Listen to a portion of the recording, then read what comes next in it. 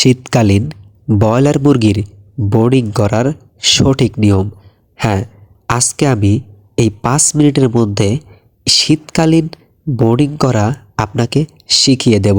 তাই ভিডিওটি স্কিপ না করে পুরোপুরি ভিডিওটি দেখতে থাকুন। প্রিয় ভিউয়ার্স, যারা আমরা খামারি আছি তারা কিন্তু বুঝতে পারবো, কিন্তু যারা নতুন তারা কিন্তু এই শীতকালীন বোর্ডিং সম্পর্কে কিচ্ছু জানে না এবং এই সম্পর্কে কোনো ধারণাও তাদের মধ্যে নেই। তাই আজকে বেসিক কিছু ধারণা দেওয়ার চেষ্টা করব। আমরা যারা ব্রয়লার মুরগি পালতে ইচ্ছুক বা ব্রয়লার মুরগি পালন করতে চাই তাদের একটি বিষয় মাথায় রাখতে হবে যে গরমের দিনে আর এই শীতের দিনে এই বোর্ডিং কিন্তু একই রকম হয় না। শীতের বোর্ডিং একরকম, গরমের দিনে বোর্ডিং অন্যরকম। তাই এই বিষয়ে কিন্তু আমাদেরকে অবশ্যই জানতে হবে যে শীতকালীন বোর্ডিংটা কেমন হয় এবং গরমের দিনে বোর্ডিংটা কেমন হয়।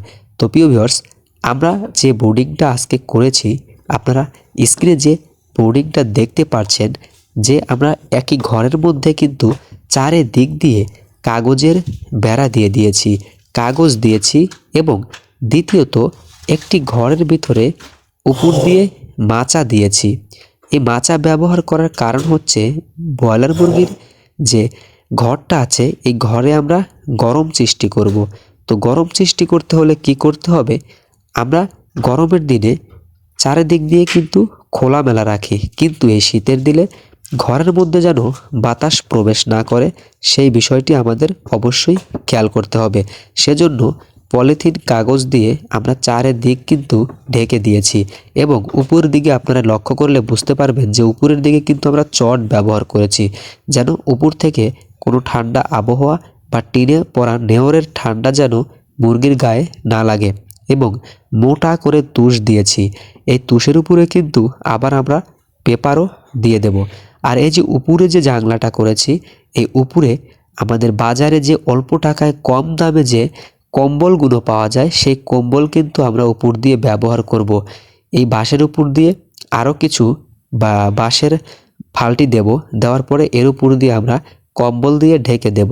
মানে একটি ঘরের ভিতরে আরেকটি ঘর আমরা সৃষ্টি করব। তারপরে বোর্ডিংয়ের মধ্যে আমরা বাল্ব দেওয়ার চেষ্টা করব। অনেকে বলেন, ভাইয়া কয়টি বাল্ব দিতে হয়, ভাইয়া কত ওয়াটের বাল্ব দিতে হয়? হ্যাঁ, এটা প্রশ্ন আসতে পারে। তো আপনারা 100 ওয়াটের বাল্ব ব্যবহার করবেন। অনেকে আছে 1000 ওয়াটের বাল্ব ব্যবহার করে। 1000 ওয়াটের বাল্ব ব্যবহার করা ঠিক না। আপনারা 100 ওয়াটের বাল্ব ব্যবহার করবেন। আর কয়টি ব্যবহার করবেন এটা নির্ভর করবে হচ্ছে আপনার মুরগির উপরে। আপনার মুরগি কি চাচ্ছে, গরম না ঠান্ডা? আপনার মুরগি যদি চারদিক দিয়ে ঘুচিয়ে আসে, অর্থাৎ বোর্ডিংয়ের ভিতরে থাকে, একটি উপর আরেকটি মুরগি আসে, তখন আপনি বুঝতে পারবেন যে মুরগির কিন্তু ঠান্ডা লাগছে, মুরগির বাল্বটা একটু বেশি দিতে হবে বা মুরগির তাপ সৃষ্টি করতে হবে। সেক্ষেত্রে আপনি বাল্ব বেশি দিবেন।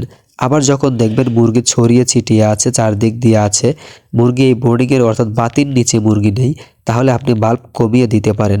তো কয়টি বাল্ব দিবেন, কি পরিমাণ তাপ দিবেন, সেটা নির্ভর করবে পুরোটাই আপনার মুরগির উপরে। আপনি যদি 10টি 15টি বাল্ব দেন বা 1টি 2টি বাল্ব দেন, সেক্ষেত্রে কিন্তু আপনি অবশ্যই বুঝতে পারবেন যে মুরগি কী চাচ্ছে, আপনাকে কয়টি বাল্ব দিতে হবে। এটা পুরোপুরি আপনি মুরগির অবস্থা দেখে আপনাকে বাল্ব নির্ধারণ করতে হবে। তো প্রিয় ভিউয়ার্স, এই ছিল আজকের ভিডিও, যে বোর্ডিংয়ে শীতকালীনে কি কি করতে হয়। তো এই যে এখন যে আমরা বাল্বটা দিয়েছি এটা শুধু আপনাদের দেখানোর জন্য। তো আমরা কালকে বাচ্চা আনবো, পরবর্তীতে এরকম একটি ভিডিও দিব যে ব্রয়লার মুরগির বাচ্চা ছাড়ার পরে আমরা ঘরটা কীরকমভাবে মেরামত করেছি, বা আমাদের ঘরটার আজকে যেরকম দেখছেন কালকে কীরকম পরিস্থিতি হবে বা কি কি ব্যবহার করব কালকে আরও, সেটা কিন্তু আপনাদেরকে পরবর্তী ভিডিওতে দেখানোর চেষ্টা করব। আর যারা আমাদের ইউটিউব চ্যানেলের সাথে আছেন বা ভিডিওটি দেখছেন, যদি সাবস্ক্রাইব না করে থাকেন অবশ্যই চ্যানেলটি সাবস্ক্রাইব করবেন এবং পাশে থাকা বেল আইকনটি বাজিয়ে দিবেন। আর আমি যখন ভিডিও আপলোড করব সঙ্গে সঙ্গে কিন্তু আপনারা ভিডিওটি পেয়ে যাবেন এবং ভিডিওটি দেখতে পারবেন। আর কী ধরনের ভিডিও চাচ্ছেন অবশ্যই আমাদের কমেন্টে জানান। আপনাদের কমেন্টের উপরে ভিত্তি করে আমরা নতুন ভিডিও করার চেষ্টা করব যে আপনারা কী বিষয়ে ভিডিও চাচ্ছেন। তো প্রিয় ভিউয়ার্স, আপনারা প্রতিদিন আপডেট জানতে অবশ্যই চ্যানেলটি সাবস্ক্রাইব করে রাখবেন এবং খামারি ভাইদেরকে শেয়ার করে দেখার সুযোগ করে দিবেন। এবং যদি ভিডিওটি ভালো লেগে থাকে অবশ্যই কমেন্টে আপনার মূল্যবান মন্তব্য আমাদের জানিয়ে দিবেন। তো ভালো থাকুন, সুস্থ থাকুন। সামনের ভিডিওর আমন্ত্রণ জানিয়ে শেষ করছি আজকের ভিডিও। আল্লাহ হাফেজ।